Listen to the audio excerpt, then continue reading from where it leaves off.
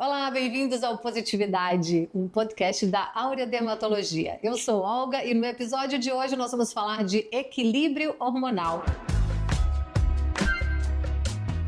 A nossa convidada é uma endocrinologista, a doutora Isadora Gomes, está aqui como convidada para não deixar nenhuma dúvida, e claro com a doutora Dani Menezes, que integra esse timaço aqui da Áurea Dermatologia. E então, Dani, muito importante a gente trazer esse assunto da endocrinologia, porque algumas complicações hormonais reverberam muito também na pele, né? Eu e Olga estou muito animada com esse podcast de hoje. Sim, nossos hormônios influenciam diretamente na qualidade da nossa pele, em algumas condições clínicas, então é muito importante a gente andar de mãos dadas com a endocrinologia para trazer essa melhor versão dos nossos pacientes. Isadora, além de quem é professora, né? Hoje vai dar uma aula, literalmente, pra gente, né, Isadora? Tudo bem? Obrigada por estar aqui. Obrigada pelo convite. Eu faço parte aqui da equipe da Áurea e estou sempre à disposição. Trabalho com essas dermatologistas colegas maravilhosas e estou à disposição para quem precisar de uma avaliação endocrinológica também, que eu acho que é bastante complementar ao tratamento estético dermatológico. Com certeza. O equilíbrio hormonal, gente, ele é um dos pilares da nossa saúde e do nosso bem-estar também. Influencia muito o nosso estado emocional e, claro, as questões estéticas, como já foi dito aqui. Desde a adolescência até a menopausa, as flutuações hormonais podem afetar muito, não só a nossa energia, nosso humor, peso, mas também a nossa pele. A alimentação balanceada, exercício físico, gerenciamento do estresse, um sono de qualidade são fortes aliados na hora da gente falar sobre a qualidade da nossa pele. E é sobre isso que nós vamos equacionar aqui para não deixar nenhuma dúvida.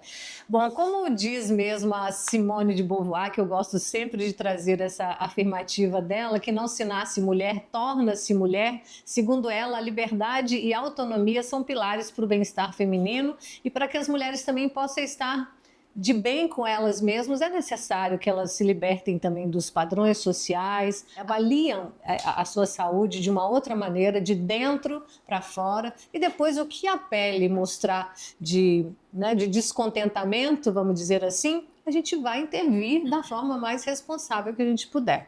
E eu acho que um dos pilares, como nós começamos aqui, é essa questão também da desregulação dos nossos hormônios, que interfere muito na qualidade da pele, não é, doutora? Os hormônios, na verdade, eles são substâncias que atuam no corpo todo, né? Então, diversas células têm receptores hormonais e a gente pode ter repercussão tanto da deficiência quanto do aumento desses hormônios. Então, tanto a deficiência quanto o aumento vai afetar diversas células, diversas funções do nosso organismo, e a pele não é diferente, né? Principalmente, a gente, quando fala de hormônio, de reposição hormonal, né, em relação à mulher, a gente pensa muito nessa fase do climatério, perimenopausa, menopausa, em que os hormônios vão ter uma função assim, essencial também na manutenção da estrutura da pele, de várias características que a gente vai aprofundar aqui ao longo da conversa. Verdade.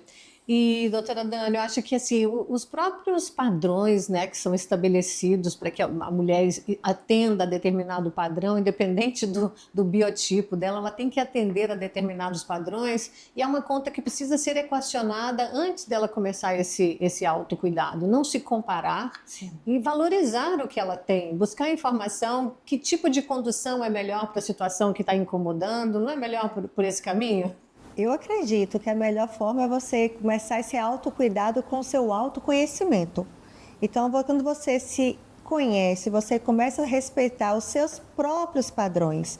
Por exemplo, uma mulher muito longelinha, aquele padrão daquela mulher muito magra, que tende a ser mais alta, ela dificilmente vai alcançar um corpo de uma mulher que é aquele padrão da típica brasileira, cheia de curvas, com muito bumbum, com muita coxa. E então, às vezes, essa mulher entra num ciclo de sofrimento psicológico e busca, às vezes, hormônios e busca artifícios, né, que vai fazer mal para a saúde dela, pela essa falta de consciência corporal da busca de um padrão inalcançável. Eu tenho certeza que jamais você vai fazer qualquer tipo de procedimento sem indicação, sem passar por todos os critérios que a própria ciência te diz. Aqui é um caminho seguro e é esse que nós vamos trilhar. Com certeza, a gente tem que levar em consideração a ciência, a psicologia, como essa mulher está se sentindo diante daquele problema. Às vezes a pessoa pode buscar no procedimento uma frustração, uma resposta de uma angústia que não é este o caminho. É melhor traçar outro caminho para o que ela está angustiando, trazendo angústia para ela. Então, acho que tudo começa no autocuidado, no autoconhecimento, para então a gente construir um caminho com passos firmes e com segurança. Olha, relacionamento, gente, às vezes eles dão certo e às vezes também não, ou dão certo até um determinado ponto, e normalmente, sobretudo nós mulheres, né, num relacionamento, num término de relacionamento, a gente se sente a pior das criaturas. Sim. Não só num término de relacionamento, mas numa relação de trabalho também que findou, numa relação de amizade, ou própria ação do tempo mesmo, as faixas etárias, a cada década que você vence, você vai achando que a coisa vai piorar, quando na verdade não, é simplesmente da vida, são coisas que acontecem. Isso me fez lembrar um filme que eu assisti recentemente, eu acho que esteve no cinema há pouco tempo, que é A Substância, e bem assim, chocada, impactada com o filme, mas assim, é um filme excelente, que fala justamente dessa busca, né, de uma beleza, e assim, a pessoa se enxerga de uma forma que ela não é, né, no filme Demi Moore tem 62 anos, ela está belíssima, ela tá uma coisa assim, e ela se enxerga velha, ela acha que pela idade ela não consegue mais, não vai conseguir um reconhecimento profissional, não vai conseguir um relacionamento, que para ela acabou. E ao contrário, né, muita gente começa uma vida assim muito melhor aos 40, 60, 50 anos, e a gente tem que usar dos artifícios que a gente tem, né, hoje em dia, para que a gente tenha essa vida melhor, essa qualidade de vida, a rejuvenescimento com procedimentos estéticos. Então, assim, é um filme bem interessante e trabalha bem esse assunto.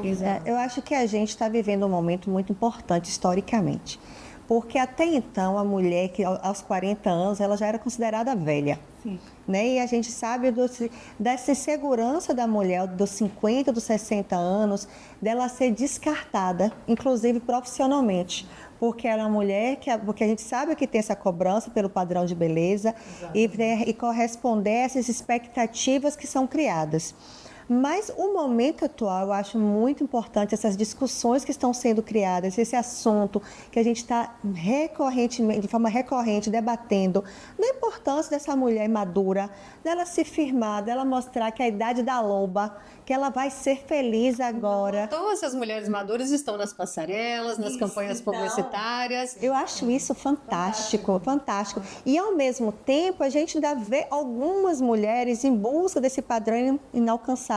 Então, eu acho importante a gente parar e observar como a gente está vivendo um momento de transição. A gente está vivendo um momento histórico muito importante que vai ditar o nosso futuro. Bom, mas nessa parte dos desequilíbrios hormonais, eu quero frisar bastante, acho importantíssimo nós termos aqui a clínica, né, dispor do seu atendimento aqui como endocrinologista, porque algumas questões, os procedimentos estéticos não vão resolver até que a pessoa primeiro passe por essa organização, né, dos hormônios que em fases cruciais da vida, como primeira menstruação, ou mesmo na fase de amamentação ou menopausa, desregulam muito. Isso eu estou dizendo do óbvio, mas tem outras situações também, tireoide. Então, qualquer variação sua de humor, ou erupções na pele, ou qualquer coisa, investigue também, dentre as outras coisas, as questões hormonais, né, doutora? Exato. Assim, os hormônios, como eu falei, eles atuam em praticamente todas as células, né?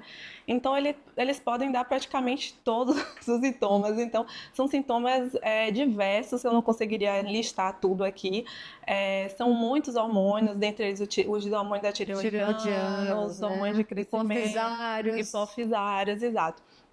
Então, assim, o que eu recomendo é qualquer mudança, qualquer variação do normal, do padrão que você tenha, você procure um endocrinologista para fazer uma avaliação geral, porque a gente consegue, nessa avaliação, fazer uma coisa mais específica para cada paciente, dependendo do que ele vem relatando para a gente. Então, tem que ser uma coisa individualizada, tem que ser baseado na queixa do paciente, no sintoma, no exame físico.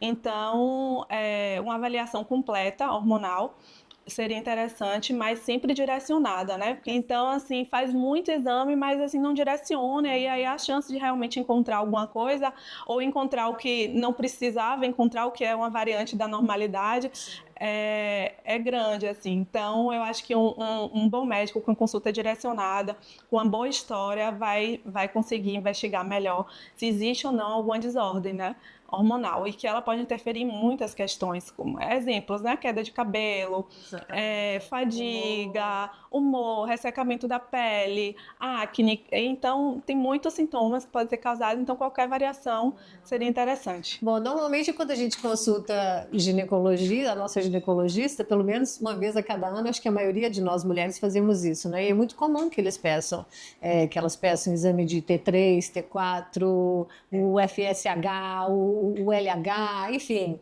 E eu custei a processar tudo isso de tanta nomenclatura. Quando eu vi aquilo ali, eu falei, meu Deus. E agora, aqueles valores de referência que vêm nesses exames, por si só, já respondem ou é preciso um acompanhamento mais direcionado? Eu pergunto porque hoje se fala muito em suplementação de muitas coisas, e eu não sei se a gente pode se mirar somente ali, naqueles comparativos, né, de como sendo o ideal, se aquilo ali já estaria bem para a nossa saúde ou se aquilo ali já é um ponto de início de um problema mais sério. Assim, na maioria das vezes a gente usa realmente os valores de referência do laboratório. Alguns exames não. A gente tem valores assim específicos da área que a gente acaba valorizando mais ou menos uma alteração. Então, por isso que é importante ir no especialista mesmo para ele avaliar. E geralmente essa avaliação do ginecologista, né, que é feita anual, dá uma ideia de como estão as coisas e se ele achar que existe alguma necessidade, encaminha para a gente avaliar melhor. O que acontece? Aqueles valores de referência, eles são geralmente valores com uma base populacional. Eles fazem exames em inúmeras pessoas e aí nessa amostra populacional você cria um intervalo, vamos supor, de 10 a 20 é o normal para a população. Mas isso não significa que você que tem um pouquinho abaixo ou um pouquinho acima esteja doente. Por isso que a gente precisa da consulta para considerar, para complementar isso, para complementar o que você vê nos exames.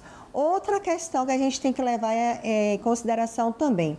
Às vezes você olha no seu exame e está na faixa de normalidade. Vou dar um exemplo clássico, ferritina. É super comum o paciente vem no consultório, queda de cabelo, ela faz o exame, a ferritina está na faixa da normalidade. Mas dentro do consultório, para uma paciente que está cursando com queda de cabelo, uma ferritina normal, entre aspas, de 30, não é satisfatório. Pode ser que seja o responsável. Pode ser o responsável por aquela queda de cabelo. Se para você, Olga, 30 é normal, você não tem queixas. Mas para a Isadora, 30 pode ser pouco. Se ela está cursando com queda, vou dar um exemplo, com queixa de queda de cabelo, com outros fatores todos normais, vai ser necessário a gente suplementar essa ferritina. Porque para a gente o valor ideal é outro. Entendi. Entendeu? Por isso que não adianta só fazer exames de maneira indiscriminada. A gente tem que estar sempre levando em consideração a história e o exame. De forma complementar, a gente chega então ao diagnóstico e guia o tratamento. Uhum. Esses desequilíbrios hormonais, Isadora, normalmente porque são por questões genéticas ou por influência ambiental ou pelo que comemos. Existem maneiras da gente prevenir disfunções hormonais? Assim, a prevenção pode ser por diversas causas, genéticas, pode ser ambiental, pode ser um pós-operatório que leve a uma disfunção endócrina, mas assim, prevenção seria uma prevenção de doenças no geral, né? Como a gente já tinha falado aqui no início. Sono de qualidade, uma alimentação de qualidade também, exercícios físicos, estresse, tabagismo.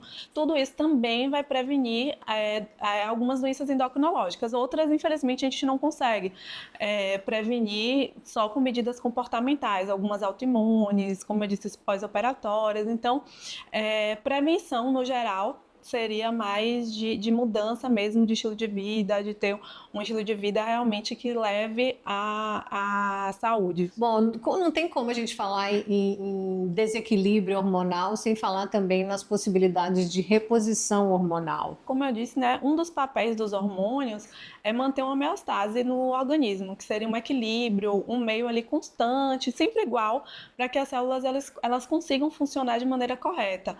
Então, assim, quando existe uma deficiência, essa homeostase ela é balançada. Então, podem vir várias consequências disso. Então, toda vez que houver deficiência hormonal, na maioria das vezes a gente vai precisar repor. Independente do hormônio tireoidiano, algumas vezes o estrógeno a gente tem indicação de repor, hormônio de crescimento, enfim. Então, assim, isso também é uma coisa individualizada, depende da causa, o que causou essa deficiência hormonal. Às vezes a gente consegue reverter a causa e não precisa repor o hormônio. Alguns casos, por exemplo, de baixa de testosterona em homens, a gente consegue, por exemplo, estar relacionada a... Nem tudo quer dizer reposição, né? Você pode controlar a situação para que o seu corpo continue a produzir, né? O fato de você repor inibe, por exemplo, eu pergunto isso porque a testosterona, eu já ouvi uma vez de um urologista dizendo que você suplementar uma testosterona que está ok, ou que poderia resolver questões emocionais para que aquela produção de testosterona aumentasse, pode ser que o uso indiscriminado iniba também uma produção natural depois. Isso vale para todos os hormônios? Não, né? Principalmente para a testosterona, porque ela vai causar uma atrofia do testículo, que é onde é produzida, e então você pode passar a ter infertilidade pela baixa produção, tanto de espermatozoides quanto de testosterona. Então, nesse caso dos homens, isso pode acontecer. Mas em outros casos, não. A gente não inibe a produção hormonal, a gente repõe se houver necessidade mesmo para chegar nos níveis ótimos. Sim, mesmo porque esse monitoramento ele deve acontecer e essa reposição vai se dar até o seu organismo voltar para o estado natural dele, você vai suspendendo, é isso? Depende da causa. Por exemplo, o hipotireoidismo, a gente precisa repor na maioria das vezes no resto da vida. Uma das causas que eu falei, né, que é o hipogonadismo, que é a baixa de testosterona, às vezes é reversível. Na mulher pós-menopausa, a gente pode repor um tempo. A gente sabe que o valor da testosterona na mulher hoje em dia ele é o valor laboratorial da testosterona, a gente não tem um padrão ainda para determinar quando a testosterona está baixa em mulheres antes da menopausa. Então, assim, os exames ainda não são validados para isso. Então, quando você chega lá, a mesma história de antes, qual é o seu ideal? O valor ideal de Olga é o mesmo que é para mim? E às vezes você vai ver a sua amiga e fala assim, nossa, minha testosterona está de 5 e eu não tenho vontade nenhuma de namorar. A outra amiga, a minha é de 1, minha filha, mas eu estou subindo na parede. Exatamente. Antes da menopausa, em geral, não é indicada reposição, porque a gente sabe que tanto não tem correlação dos exames com a clínica, quanto essa reposição aumenta o risco de algumas doenças que são feitas ao longo prazo, né? Nessas mulheres aumenta o risco de algumas complicações. Então, essas são as duas questões problemáticas, assim, e hoje em dia a gente está vendo que está bem difundido, né, essa prática. Acredito que as novas tecnologias, né, os lasers, os procedimentos minimamente invasivos e tudo mais, a indústria deve também estar se preparando para, assim como em outras áreas diferentes, né, a longevidade está para todo mundo, vamos viver mais, isso já é fato, vamos nos submeter a mais questões ambientais problemáticas, a mais alimentação errada, enfim. E na medida em que esses casos vão aumentando de doenças variadas, e obviamente não seria diferente na dermatologia, né? Porque a pele da gente é um parâmetro, é um reflexo de quase tudo que não vai bem dentro do nosso organismo, eu imagino que já deva ter também tratamentos mais específicos para acompanhar qualquer tipo de situação. Uma pessoa, por exemplo, que esteja com disfunções hormonais, uma pessoa que vem com processo de diabetes, que vai ter que levar isso por toda a vida, que a indústria também já ofereça tratamentos para ajudar essas pessoas que vêm de uma situação de uma doença já que vai acompanhar ela até o fim da vida. Então, com o envelhecimento da população, a gente vai tendo então, aumento da prevalência, né, maior número de casos de doenças crônicas. E dentro dessas doenças, aumento das doenças crônicas, a gente precisa, então, manejar esse paciente com mudança no estilo de vida e com a intervenção medicamentosa. Essa intervenção medicamentosa, as doenças crônicas como diabetes, a tireoidopatia, a gente encaminha, geralmente eu encaminho esse paciente para colegas endocrinologista, ginecologista, oncologista, se for o caso, administrar esse paciente, conduzir esse paciente.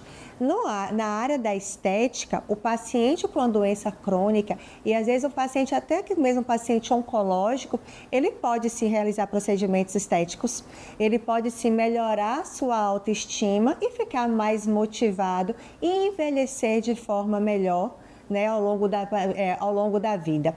A gente vai ter algumas restrições, porque se o paciente estiver numa fase aguda de uma doença autoimune, por exemplo, alguns procedimentos não podem ser realizados. Se ele estiver com diabetes descompensado, também naquele momento não é o momento de fazer o procedimento. Então a gente vai ter que cada vez mais ter uma equipe multidisciplinar, ver esta pessoa como um ser complexo, onde todos os sistemas estão interligados. A pessoa pode estar vindo aqui com a queixa, meu cabelo está caindo. Mas será que essa causa dessa queda de cabelo é só o estresse? É só uma seborreia? Então, por isso a gente precisa estar fazendo exames complementares, avaliando toda essa orquestra interior do paciente, para então a gente chegar no nosso melhor resultado. Recentemente eu tive um caso de uma paciente muito interessante. Ela tem 32 anos, marcou consulta comigo por causa da acne da mulher adulta, que é essa acne de padrão aqui do terço inferior do rosto, e ela se queixando então de uma acne de difícil tratamento, resistente, eu tinha feito algumas intervenções, você melhora, e na primeira consulta eu avaliei, pedi exames não pensando em disfunção hormonal, porque geralmente a gente tem um guia, né? Ela chegou uma paciente que, apesar de ter 32 anos, fazer atividade física de forma irregular, mas faz, tinha um sobrepeso, mas ela era uma paciente basicamente desnutrida. Ferritina de 9, vitamina D de 8, assim, os elementos dela, os nutrientes dela, todos desregulados, todos descontrolados. E aí, quando eu falei para essa paciente, eu preciso que você marque a consulta com o endócrino e com uma nutricionista. Ela gritou na cadeira, doutora, não estou afim de fazer dieta, não. Eu não vou fazer dieta. As pessoas relacionam uma boa alimentação com restrição, já imaginou? Sim. É impressionante, as pessoas acham que comer, eu como de tudo, como se comer de tudo fosse saudável. E aí, neste caso, eu tive que ser mais enérgica com ela e falei, mas no teu caso, não é dieta, é saúde. Você precisa cuidar da sua saúde neste momento. A gente não vai conseguir melhorar a pele, não vai conseguir melhorar a acne, não vai conseguir melhorar a qualidade do cabelo com tudo isso aqui alterado dessa forma. E hoje em dia, não sei se tu encontra no consultório também, mas eu vejo muito paciente que faz dieta por conta própria e acha que é saudável tirar a carne, foca muito no frango, mas não suplementa a vitamina B12, que é uma vitamina importantíssima para a nossa saúde. Então, assim, a gente não estou criticando não, cada um tem seu estilo de vida como quer, mas de acordo com a gente faz as nossas escolhas, cada escolha tem ônus e bônus. Tem ônus e bônus. Nós, mulheres, a gente usa muita coisa no cabelo, no couro cabeludo, né? No cabelo, shampoos e cremes e máscaras e tudo mais. Procedimentos, inclusive, para tratar o cabelo, que às vezes são procedimentos com produtos muito tóxicos, não é? Então, eu posso dizer aqui também, sem muito conhecimento de causa, mas eu acho que deve ter algum fundamento de que os poros da gente absorvem qualquer coisa, tanto que às vezes medicamento você passa na pele e já está fazendo efeito. A gente deve tomar mais cuidado com o que usa, por exemplo, ler rótulos com o que usa no cabelo, com o que usa na pele, em termos de hidratante, de desodorante, de filtro solar, de repelentes. Essa aí é uma área muito delicada. Porque tem muita coisa que a gente tem que ter cuidado. Cuidado com crendices, com lendas, com pessoas que pegam um único estudo, um único dado e transforma numa verdade absoluta, sem ser verdade. Haja visto o caso do alumínio no desodorante que causa câncer de mama. Todo mundo já ouviu falar disso, mas isso é mentira. Não tem embasamento científico, não existe correlação que comprove que o desodorante que o alumínio do desodorante vai dar câncer de mama.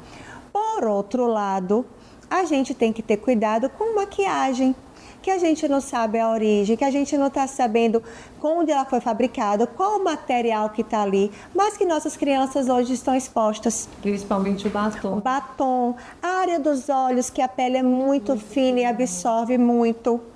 Então a gente tem que ter muito cuidado. Esse é um terreno de areia movediça, que a gente tem que ter muito cuidado. Ficar muito atento a esse bombardeio de produtos, mas também procurar embasamento científico das informações que são trazidas. É isso, a informação está para todo mundo. O que a gente tem que fazer é pegar essas informações e chancelar, deixar que o seu médico, quem te acompanha, chancelar se essa informação está correta ou não. Porque hoje todo mundo virou especialista das redes, então é muito difícil a gente se mirar, ainda mais quando a questão é a nossa saúde, se mirar nesse tipo de informação, se basear nesse tipo de informação como conduta de vida, seja para alimentação, para os procedimentos, para reposição hormonal, para o chip da beleza, que eu não queria criar muita polêmica em cima dele, mas como é um assunto também que vem preocupando muitas autoridades, autoriza e desautoriza, eu queria saber a opinião de vocês, sobretudo a sua, doutora, na questão hormonal, né, que você estuda sobre os hormônios e o impacto de uma compensação hormonal feita de forma irregular. Quais são os critérios que se deve adotar quando a gente se deparar com essa nomenclatura, chip da beleza? O que a gente deve considerar aí de prós e contra? Então, o chip da beleza, o que é o chip da beleza, né? Que a gente se refere hoje em dia. É um implante hormonal, um pallet que é preenchido com hormônio e que é colocado em via subcutânea, né? Inicialmente ele foi usado para método contraceptivo, era aplicado por ginecologistas, e aí com alguns efeitos colaterais desse chip, principalmente o de gestrinona, algumas mulheres foram percebendo um aumento de massa muscular, melhora de performance, melhora de libido, e foi difundido. Ele foi desvirtuando. Exatamente. E assim, ele não foi estudado para esses objetivos, né? Em relação à segurança cardiovascular, em relação aos diversos riscos do uso. E hoje em dia, ele está sendo utilizado de forma indiscriminada com o uso de diversos hormônios, inclusive hormônios que não são liberados para uso, né? E sem indicação, então esse é um risco. E principalmente o que a Anvisa ela proibiu foram os hormônios, o uso de chips com hormônios manipulados, né? Que não tem como você saber da procedência dos hormônios, né? Exato. Só que assim, além disso, a gente sabe que além dos hormônios manipulados, a gente sabe que estão sendo usados também hormônios sem indicação. O mercado está aí, o mercado paralelo, ele fabrica de tudo, isso em todas as áreas, a gente tem que entender isso, né? E assim, eu acho que não tem um endocrinologista que nunca recebeu em seu consultório alguma complicação do uso desses hormônios, principalmente os hormônios esteroides anabolizantes, né? Que são utilizados para fins estéticos, para fim de ganho de performance, e é bem complicado porque eles podem aumentar risco cardiovascular, podem aumentar risco de trombose, AVC, infarto, e assim, esse boom do uso está sendo agora, então a gente não sabe daqui a algum tempo quais serão as consequências do uso indiscriminado desses hormônios, então é bem problemático. Eu acho que foi uma resolução assim, excelente, principalmente para trazer o tema à discussão, né, e quem sabe levar levar estudos que consigam validar essas formas de uso e de forma segura. Ok. Para a gente finalizar, eu gostaria que você deixasse algumas recomendações nesse sentido para que as pessoas seguissem sim se cuidando, considerando a fase do envelhecimento, né, dessa tão sonhada longevidade e fazer as coisas de forma responsável, falar do papel do endocrinologista e de como você deve decidir, sobretudo em termos de reposição hormonal, na hora de você decidir que tipo de reposição você vai fazer, para o que você vai fazer, por quanto tempo e quem é o profissional que está te acompanhando, né? Exato. Então, assim, a reposição hormonal, como a gente já falou aqui, ela é bem importante para regular diversas funções do organismo. Em alguns casos, assim, é essencial mesmo, até para as funções vitais do nosso organismo. Então, uma avaliação cuidadosa com o médico, principalmente o médico especialista. Você pode pesquisar se o médico tem um RQE, que é um registro de especialidade, isso te daria uma maior segurança, mas ainda assim não é suficiente 100%. Então, hoje em dia tem, por exemplo, você vai fazer uma reposição hormonal, pesquisa no site da Anvisa se está liberada aquela medicação, né? Conversa com pessoas, conversa com amigos que já fizeram essa reposição, porque assim a gente vê que o paciente ele vai em alguns médicos que prescrevem de forma indiscriminada e eles têm os efeitos colaterais, assim, as complicações e não voltam a esses médicos. Então, hoje em dia está muito comum isso. Então, confie no seu médico, se ele for um médico realmente registrado, que tem especialidade, e se cuide, faça a sua parte também, né, do tratamento, que é muito importante, do estilo de vida, que vai ajudar bastante nas outras funções do tratamento, e é isso. Dani, você também, para a gente finalizar aqui, eu só queria também que você reforçasse essa condição, né, que nem tudo que a gente vem vendo por aí em termos de beleza. Beleza é algo mais complexo, não é só esse exterior aqui, uma carinha bonita, um filtro bonito que vai definir isso, mas é a nossa saúde, tudo que você está botando na sua pele, está botando no seu corpo, seja por qualquer via, está impactando de alguma forma. Então, é importante que as pessoas tenham essa responsabilidade de entregar a sua saúde em mãos de quem esteja apto a conduzi-la. Acho que meu recado aqui é que a nossa vida é feita de escolhas e que a gente deve escolher envelhecer bem. E neste envelhecer bem, escolha envelhecer com atividade física, com alimentação regular, buscar dormir bem, fazer procedimentos, sim, mas procedimentos seguros, com produtos seguros, que tem estudo, com um médico que saiba o que está fazendo, que tenha responsabilidade, para que você construa a sua melhor versão ao longo de toda sua jornada, com segurança e felicidade. Construir a sua melhor versão e não a boca de não sei quem, o olho de não sei quem, né? O que combina com você. A gente já nasce preparado para cumprir a nossa missão. O papel desses facilitadores, que no caso são esses médicos que nos acompanham, é dar o norte certo, né? Ainda mais quando a questão é beleza. Existem muitas coisas que compõem a beleza verdadeira e é nela que nós vamos nos fixar. Meninas, obrigada. Foi muito gostoso a gente estar aqui juntas e a gente se vê no próximo episódio. Até lá!